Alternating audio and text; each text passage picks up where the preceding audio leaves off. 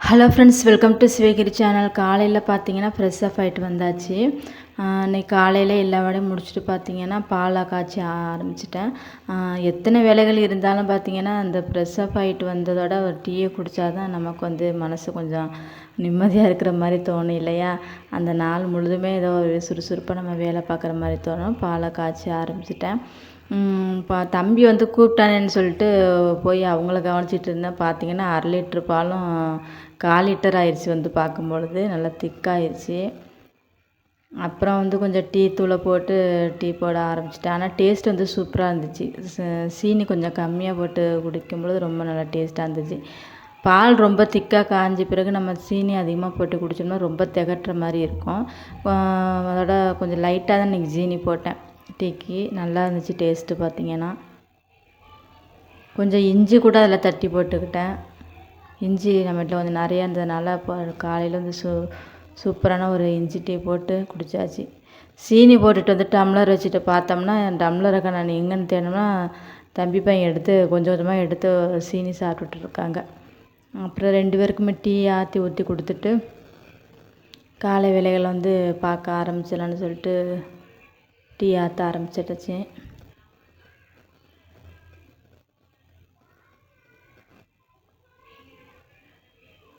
தம்பி குடிக்க மாட்டாங்க, எனக்கும் பாப்பாவுக்கு மட்டும் ஆற்றியாச்சு.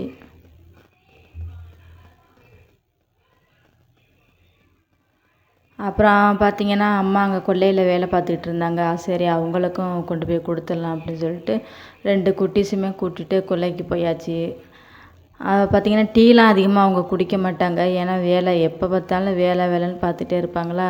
சரி நம்ம என்றைக்காவது இந்த ஊர் பக்கம் வந்தால் தான் அவங்களுக்கு நம்ம போட்டு கொடுக்குற வாய்ப்பு கிடைக்குன்னு சொல்லிட்டு கேட்டேன். டீ குடிக்க வாங்கம்மான்னு சொல்லிட்டு அவங்க வைங்கம்மா அப்புறமா குடிச்சிக்கிறேன்னு சொன்னாங்க. சரி நம்ம கையோடு கொண்டு போய் கொடுத்துருவோம் அப்படின்னு சொல்லிட்டு எடுத்துகிட்டு வந்தாச்சு டீயை.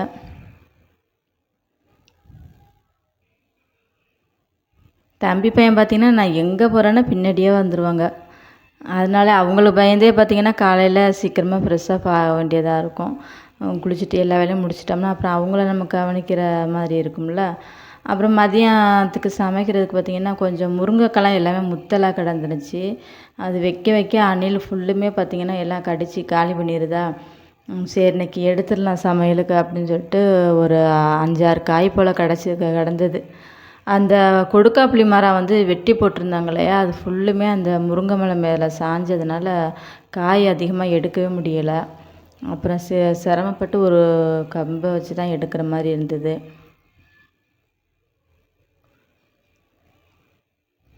தம்பி பையன் பக்கத்துலேயே நின்னதுனால பார்த்திங்கன்னா அவனுக்கு 2 காயை பறித்து கொடுத்து போக சொல்லியாச்சு. அவங்களுக்கு முருங்கைக்காய் வேணான்னு கம்பு கேட்டாங்க. அப்புறம் 2 முருங்கைக்காயை மட்டும் கொடுத்து அனுப்பி விட்டுட்டேன். நானும் பார்த்திங்கன்னா அது எடுக்கும்போது ஒரு கொப்பு ஒன்று லைட்டாக உடஞ்சிருச்சு.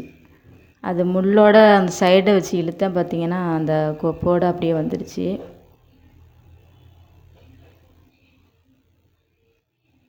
அப்புறம் அதெல்லாம் எல்லாம் தனியாக எடுத்து வச்சுட்டு அதை ஊண்டி வைக்க சொல்லிட்டேன். கொஞ்சமாக நல்லா மண் வச்சு ஊண்டிட்டோம்னா நல்லா மழைக்கு நல்லா பிடிச்சிக்கிறோம் அப்படின்னு சொல்லிட்டு தண்ணி கொஞ்சம் விட்டுட்டோம்னா போதும், நல்லா துளுத்துறணும். அப்புறம் காலை சாப்பாடு பார்த்திங்கன்னா இன்றைக்கி பிரியாணி எதிர்பாராத விதமாக வந்துச்சு. ஒரு 4 மணி இருக்கும் ஏதோ கருத்து தட்டிக்கிட்டே இருந்தாங்க. ரம்ஜான் வரப்போகுது, திங்கட்கிழமை ரம்ஜான் இல்லையா, அதனால் இன்றைக்கி பள்ளிவாசலில் படைச்சிட்டு ஒரு நைட்டு ஃபுல்லுமே சமையல் செஞ்சுட்டு இருந்திருப்பாங்க போல். காலையில் ஒரு 4:10 4:15 இருக்கும். கதவு ரொம்ப நேரம் தட்டிக்கிட்டே இருந்தாங்க பசங்கள்லாம். எல்லாருமே தெருவில் உள்ளவங்க எல்லாருக்குமே பார்த்திங்கன்னா ஒரு பார்சல் கொடுத்துட்டு போனாங்க. அப்புறம் அதுலேருந்து கொஞ்சம் எடுத்து, பிள்ளைங்க அதிகமாக சாப்பிட மாட்டாங்க பிரியாணி, நானும் கொஞ்சம் எடுத்து சாப்பிட்டுட்டு, சிக்கன் பிரியாணினா ஓரளவு சாப்பிடுவாங்க. இது பார்த்திங்கன்னா மட்டன் பிரியாணி. காலை சாப்பாடு எல்லாமே முடிச்சுட்டு கொஞ்சம் நேரம் ஃப்ரீயாகிட்டு பார்த்திங்கன்னா ஒரு கொண்டை ஒன்று போட்டாச்சு. அது எத்தனை ஹேர் ஸ்டைல் இருந்தாலும் எனக்கு என்னமோ அந்த கொண்டை போட்டுட்டு பார்த்தா தான் வேலையே சுறுசுறுப்பாக பார்க்குற மாதிரி தோறும், இல்லைன்னா அப்படியே கசகசன்னு தெரியும். அப்புறம் இன்றைக்கி கொஞ்சம் பிளாக்கொட்டை இருந்தது, அதை போட்டு சாம்பாரில் வச்சிடலாம். இன்றைக்கி வத்த குழம்பு தான் வைக்கலான்னு பார்த்தேன். அம்மா சாம்பார் அந்த பிளாக்கொட்டை போட்டு வைங்கன்னு சொல்லிட்டு ஆசையாக கேட்டாங்க. சரி நம்ம இங்கே வீட்டில் இருக்கிற வரையும் தானே நம்ம வச்சு கொடுக்க முடியும். அப்புறம் நம்ம அங்கே போயிட்டோம்னா அவங்க விருப்பப்படி தானே சாப்பிடுவாங்கன்னு சொல்லிட்டு பார்த்திங்கன்னா சாம்பார் ரெடி பண்ணாச்சு. சிம்பிளாக பார்த்திங்கன்னா எல்லா காய்கறியுமே போட்டு ஒன்றா ஒரு 2 குக்கரில் விசிற வச்சு விட்டுட்டு தாளித்து ஊற்றுற மாதிரி இன்றைக்கி ரெடி பண்ண சாம்பார். ஆஃபீஸ் போகிற டைம்லலாம் வந்து சில பேருக்கு வந்து டைம் இருக்காது. இந்த மாதிரிக்க இருக்கிற டயத்தில் இந்த மாதிரி நம்ம டக்குன்னு செஞ்சிடலாம். எல்லாம் பருப்பு காய்கறி எல்லாம் ஒன்றா போட்டு ஒரு 3 விசில் விட்டுட்டு தேவையான மசாலாக்கள் தேங்காய் அரைச்சி ஊற்றி தாளிச்சிட்டோம்னா சீக்கிரமாக வெந்துடும். நான் ஒரு அவசரமான நேரத்தில் இந்த மாதிரி சாம்பார் தான் வைக்கிறது. இன்றைக்கி கொஞ்சம் டைம் ஆயிடுச்சு. பார்த்திங்கன்னா எல்லா வேலையும் காலையில் முடிச்சுட்டு வரதுக்கு 1 மணிக்கு மேலே ஆயிடுச்சா.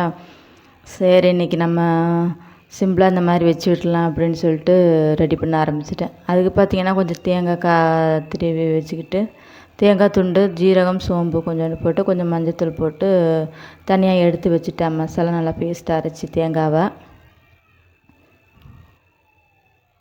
இது பார்த்திங்கன்னா 3 விசில் விட்டதோட நல்லா சாஃப்டாக வந்து வெந்துடும். 2 விசிலே போதுமானது தான். இன்றைக்கி நம்ம 3 விட்டதுனால முருங்கைக்காயெல்லாம் பார்த்திங்கன்னா நல்லா தனித்தனியாகவே கலண்டு வந்துருச்சு. நல்லா சாஃப்டாக வெந்துருச்சு.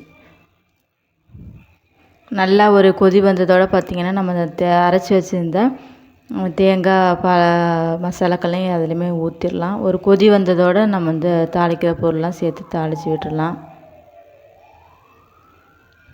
இது டக்குன்னு செஞ்சிடலாம். நம்ம வந்து ஒரு அவசரமான வேலையாக இருக்கும்போது பார்த்திங்கன்னா பருப்பு எல்லாம் போட்டு தாளிச்சிக்கிட்டு இருக்க முடியாது. எல்லாத்தையுமே ஒன்றா போட்டு மசாலா பொருட்கள்லாம் எல்லாம் சேர்த்து அதன் பிறகு நம்ம தாளித்து விட்டோம்னா சீக்கிரமாக வந்துடும். டேஸ்ட்டுமே நல்லாயிருக்கும். நல்லா சாஃப்டாக குழஞ்சி வெந்துடும். நீங்கள் ட்ரை பண்ணி பாருங்கள். அப்புறம் தாளிக்கிறதுக்கு பார்த்திங்கன்னா கொஞ்சோண்டு எண்ணெய் விட்டுட்டு அதில் கடுகு, காஞ்ச மிளகாய், கருவேப்பிலை, பெருங்காயம் எல்லாம் போட்டு நல்லா தாளித்து விட்டுட்டேன்.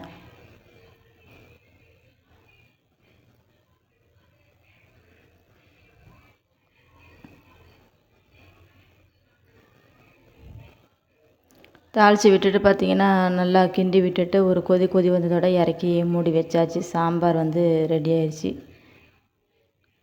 டக்குன்னு செஞ்சிடலாம். சீக்கிரமாக நம்ம ஏதாவது ஒரு வேலையாக இருக்கும்போது பார்த்திங்கன்னா இந்த மாதிரி செஞ்சு வச்சிட்டோம்னா நமக்கு கொஞ்சம் ஃப்ரீயாகிரும். சமையலுக்கு வந்து நேரம் எடுக்காது. இந்த மாதிரி நீங்கள் ட்ரை பண்ணி பாருங்கள்.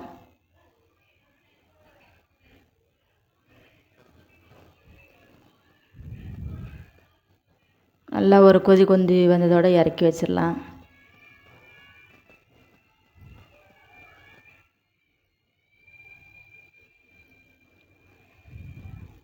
நல்லா பிளாக்கொட்டையும் பார்த்திங்கன்னா நல்லா சாஃப்டாக வெந்துடும்.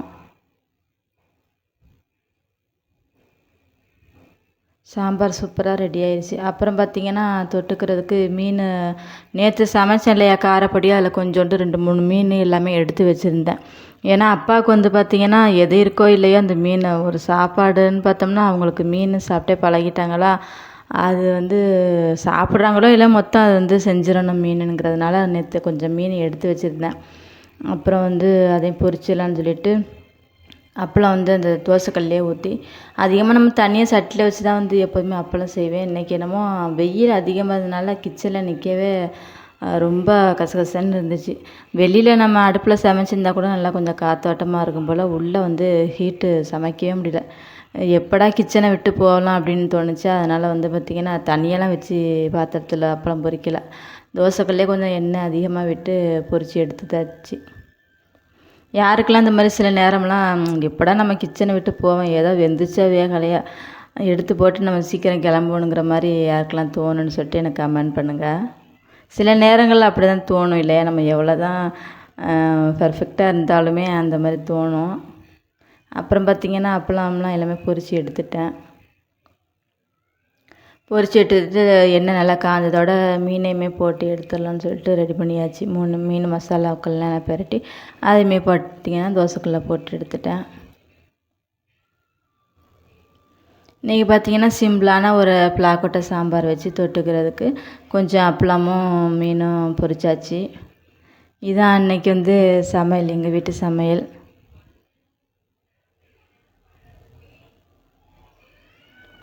அப்புறம் சமையல் எல்லாமே முடிச்சுட்டு பாப்பாவுக்கும் தம்பிக்கும் பார்த்திங்கன்னா சாதம் போட்டு ஊட்டி விடலான்னு சொல்லிட்டு சாதம்லாம் எடுக்க ஆரம்பிச்சிட்டேன். இன்றைக்கி விலாக் அவ்வளோதான் ஃப்ரெண்ட்ஸ். என்னுடைய வீடியோ பிடிச்சிருந்துச்சின்னா மறக்காமல் ஒரு கமெண்ட் அண்டு லைக்கு கொடுங்க. சேனல் பிடிச்சிருந்துச்சின்னா சப்ஸ்கிரைப் பண்ணி வச்சுக்கோங்க.